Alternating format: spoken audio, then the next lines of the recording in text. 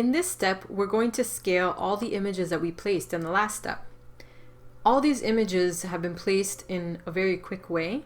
And as you can see, we're seeing chunks. We're seeing chunks of a lion and parts of a rhino and little bits of this and that.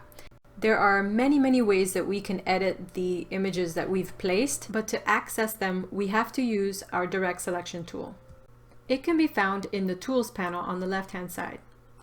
Instead of using our selection tool, we're using the direct selection tool, which is accessed with the shortcut A, the keyboard shortcut letter A. So I'm going to press A, and when I'm hovering over the artboard, that's the gray area around the document, it's a white arrow. And when I'm over an image, it turns into our hand. So that's really handy. Couldn't help myself.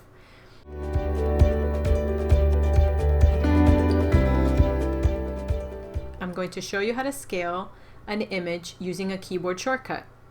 So selected my image with the direct selection tool. Are you ready for this? It's a long one. Control-Alt-Shift-E. And it perfectly fits it. It scales it to fit. So let me zoom in. Thumbnails are pretty close to square, but not quite. This is what I mean.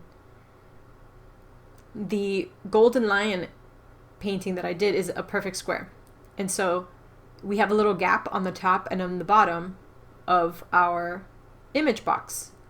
In order to fill up that gap, and so all of our edges align, the scaling tools up in the control panel. I'm making sure that I've selected the lion illustration or painting with my direct selection tool. And then I go into my control panel and scale up by pressing up next to the percentages.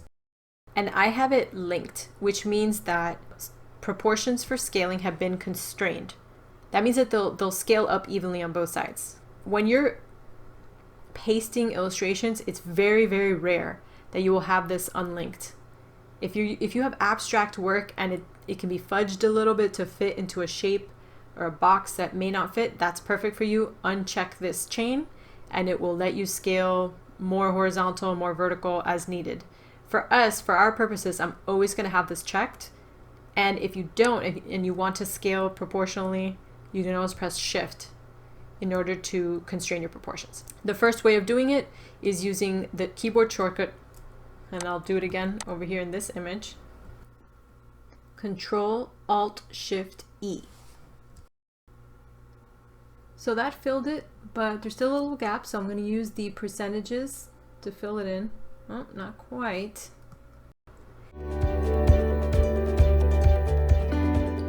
Another way to do it instead of using percentages is pressing S. So I have selected it with the A, with the direct selection tool. I press S to scale it. This little crosshair shows me it's ready to be scaled. I press Shift to constrain the proportions, and then I use my mouse and my pointer to scale up by dragging it to the upper right. And then I'm going to use my arrow keys to try to nudge it into place. The R is the thing closest to the edge, so I'm going to put my cursor there when I'm scaling. So I press S, then clicked on that R, and then I'm going to press Shift to constrain the proportions again and drag out to see if I can get that stars to fit a little better. All right, that gave me a little bit more leeway, and I'm almost happy with that. I'm going to try that again. Percentages once again to do the fine tuning, and I think 28 was actually pretty close.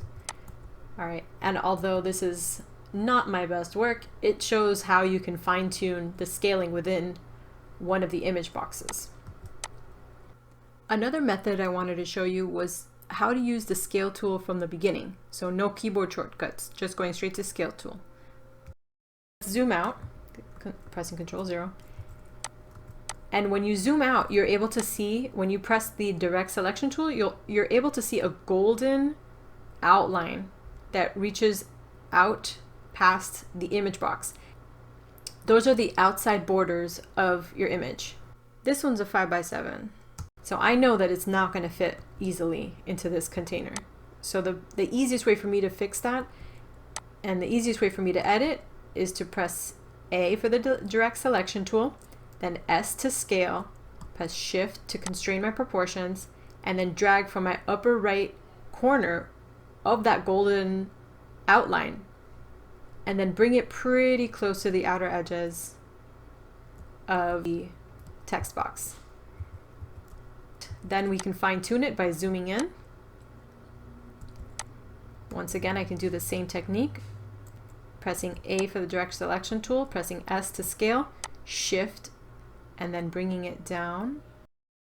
There we go. I think we got it. The other option we have is if we wanted to get rid of this tiny space right here, is to make two separate images and sort of paste them together. So I copied and pasted the image, duplicated it, and so I can adjust each one separately. And now I can move my rhino and better fit it into this container. So that's another way to fine tune it without compromising the image. And that works when you have a lot of white space or the same color in the background. That would not have worked with the lion. So those are several methods you can use to scale. I'm going to keep on editing and scaling all the thumbnails. The other method you can use is fixed percentages. Click the direct selection tool on your image. It has, if you click this drop down menu, the control panel gives you preset options. I'm going to choose 25%. If you can't find the tool or you can't remember the shortcut, you can always find it under Objects, Fitting, and then Control-Alt-Shift-E is Fit Content Proportionally.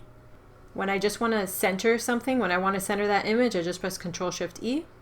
And as you can see, there's tons of other options. Fit content to frame, fit frame to content, fill frame proportionally. I don't think I've given you an example of that for Command Control Alt Shift C. Control Alt Shift C.